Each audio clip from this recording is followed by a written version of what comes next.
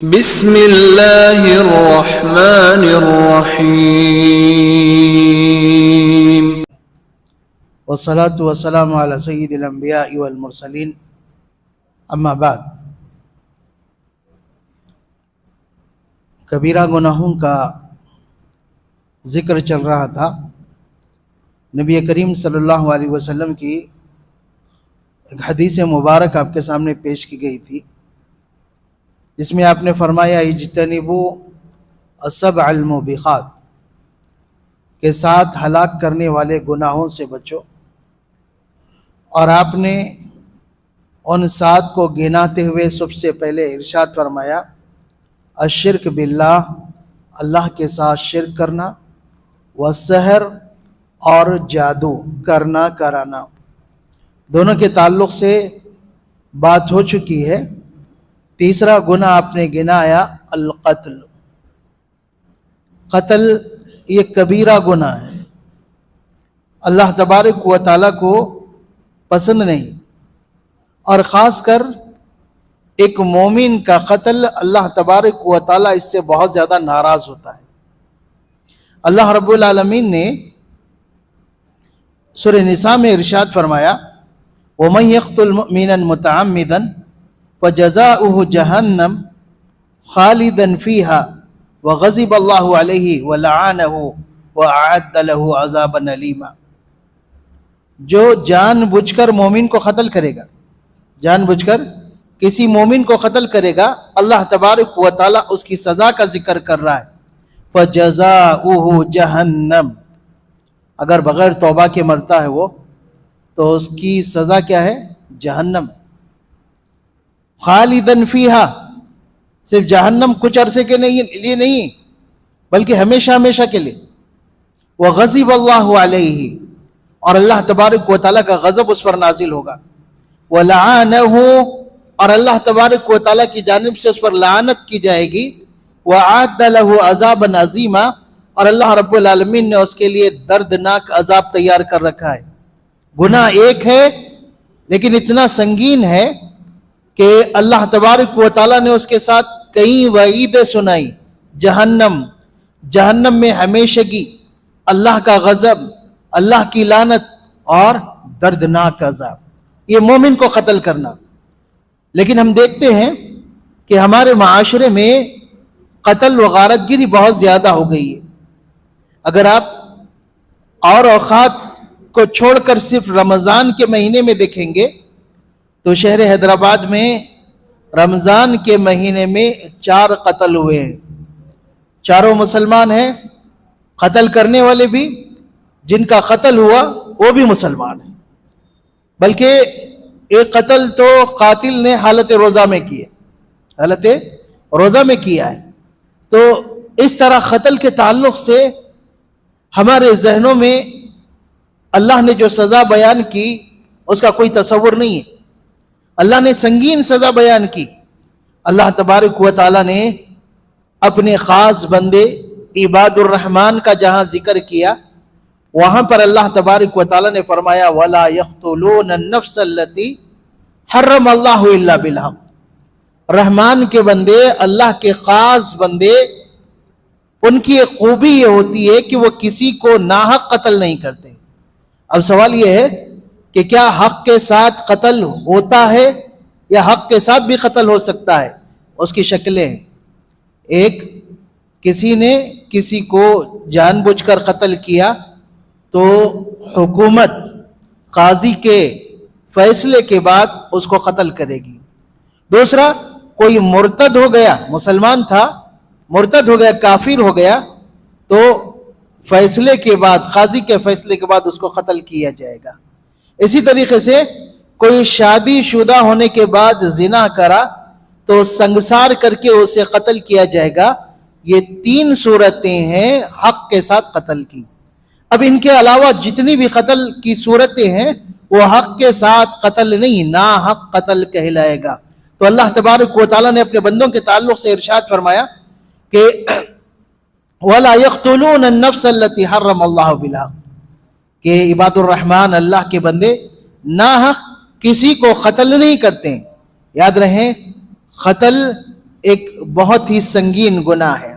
اس کے برخلاف اگر کوئی کسی کو قتل ہونے سے بچاتا ہے یہ بہت بڑی نیکی ہے، بلکہ قتل کا گناہ اتنا زیادہ ہے، اندازہ لگائیں۔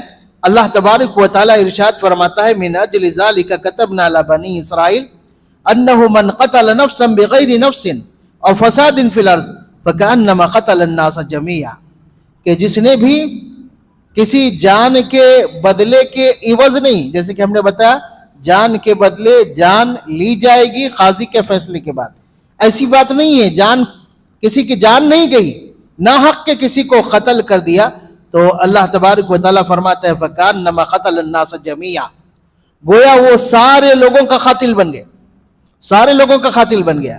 وَمَنْ أَحْيَاهَا، اور جو کسی کو زندگی بچایا، کسی کی زندگی، تو اللہ تبارک و تعالیٰ فرماتا ہے اس نے سارے لوگوں کی زندگی بچائی۔ یہ خاص کر یہ بات کہ ایک ناحق قتل ساری انسانیت کا قتل ہے۔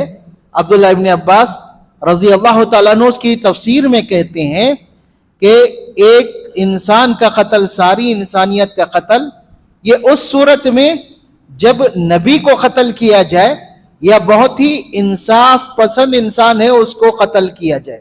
بنی اسرائیل کی یہ عادت تھی کہ وہ اپنے انبیاء سے الجھتے رہتے تھے، بلکہ بہت سارے انبیاء کو انہوں نے قتل کیا، جس کا اللہ تبارک و تعالیٰ نے قرآن مجید میں ذکر کیا ہے۔ اور اس کے بعد یاد رہے قیامت کی نشانیاں بیان کرتے ہوئے نبی اکرم صلی اللہ علیہ وسلم نے ارشاد فرمایا وَيَكْثُرُ الْحَرْجُ، قیامت سے قبل حرج میں بہت زیادہ اضافہ ہو جائے گا۔ آپ صلی اللہ علیہ وسلم سے پوچھا گیا کہ حرج کیا ہے، تب آپ صلی اللہ علیہ وسلم نے فرمایا وَهُوَ الْقَتْلُ، القتل، وہ قتل ہے۔ اور پھر آپ نے اس کی ایک وجہ بتائی حَتَّى يَكْثُرُ فِيكُمُ الْمَالِ فَيُفَيَّسْ، قتل کی ایک بڑی وجہ یہ ہوگی کہ تمہارے پاس مال کی بہت زیادہ زیادتی ہو جائے گی اور بے تحاشا مال خرچ کیا جائے گا، اور مالی لین دین اور مالی معاملات کی وجہ سے ہی قتل کے واقعات پیش آئیں گے۔ نبی اکرم صلی اللہ علیہ وسلم نے مزید قیامت کی ایک نشانی بیان کرتے ہوئے ارشاد فرمایا وَالَّذِي نَفْسِي بِيَدِهِ لَا يَأْتِيَنَّ عَلَى النَّاسِ زَمَانٌ لَا يَدْرِ الْقَاتِلُ فِي أَيِّ شَيْءٍ قُتِلَ وَلَا يَدْرِ الْمَقْتُولُ عَلَى أَيِّ شَيْءٍ قُتِلَ۔ آپ صلی اللہ علیہ وسلم فرماتے ہیں کہ اللہ کی قسم ایک زمانہ قیامت سے قریب ایسا بھی آئے گا، قتل اتنا زیادہ ہو جائے گا کہ قاتل کو پتہ نہیں چلے گا کیوں قتل کر رہا ہے، اور مقتول کو بھی جو قتل کیا جا رہا ہے اس کو بھی پتہ نہیں ہوگا مجھے کیوں مارا جا رہا ہے۔ اتنا زیادہ قتل ہوگا اور حالات اتنے زیادہ خراب ہو گئے۔ یاد رہے قتل تو دور کی بات، اسلام نے ہتھیار کے ذریعے سے کسی مسلمان کی طرف اشارہ کرنے سے بھی منع کیا۔ نبی کریم صلی اللہ علیہ وسلم نے فرمایا جو اس طرح کرتا ہے، ہتھیار سے کسی مسلمان کی طرف اشارہ کرتا ہے قتل کرنے کے لیے یا قتل کی دھمکی دیتے ہوئے، آپ نے فرمایا فَلَيْسَ مِنَّا، ایسا شخص ہمارے میں سے نہیں ہے، ہمارے میں سے نہیں ہے، اس کا شمار ہم میں نہیں ہوگا۔ نبی کریم صلی اللہ علیہ وسلم نے ہتھیار اٹھانے سے منع کیا۔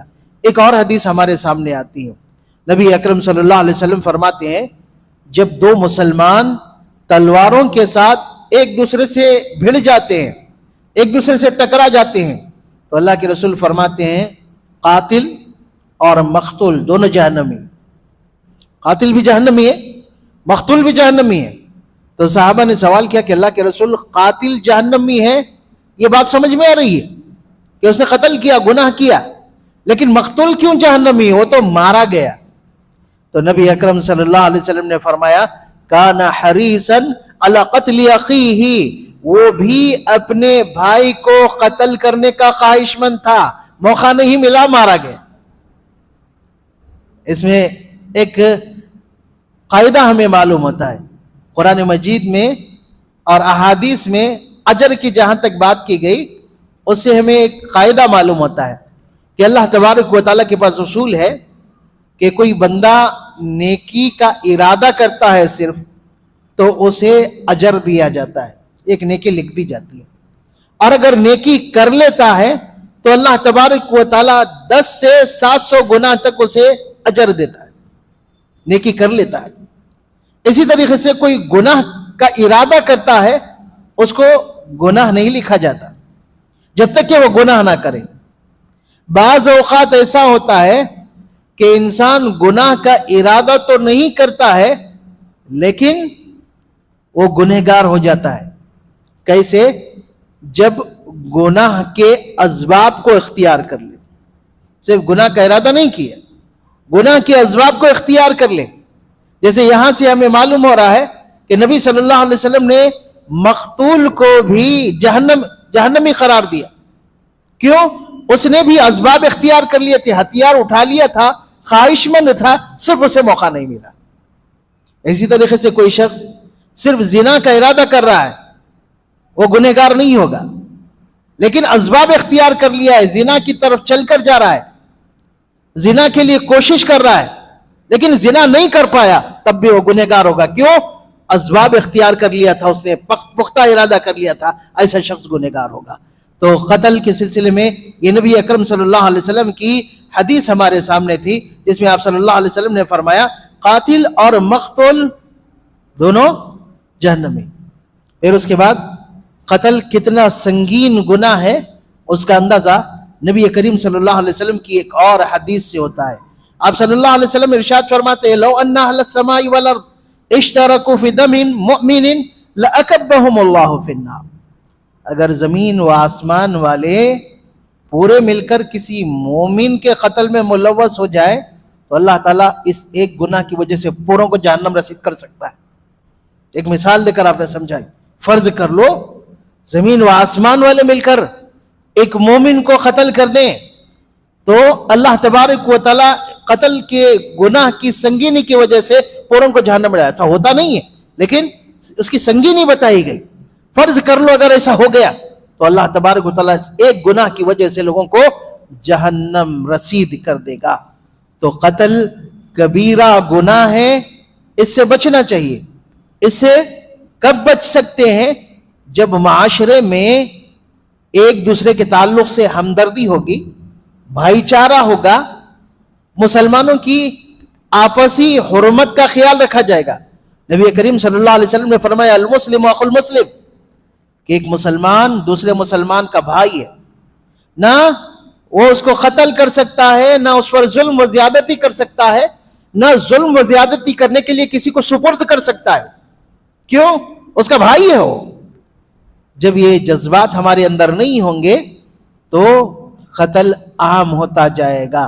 اس لیے ہمیں اس سے بچنا چاہیے اور ایسے گناہ کے خود نہ قریب جانا چاہیے اور نہ لوگوں کو جانے دینا چاہیے۔ اللہ تبارک و تعالیٰ سے دعا ہے کہ اللہ ہمیں عمل کی توفیق عطا فرمائے۔ السلام علیکم۔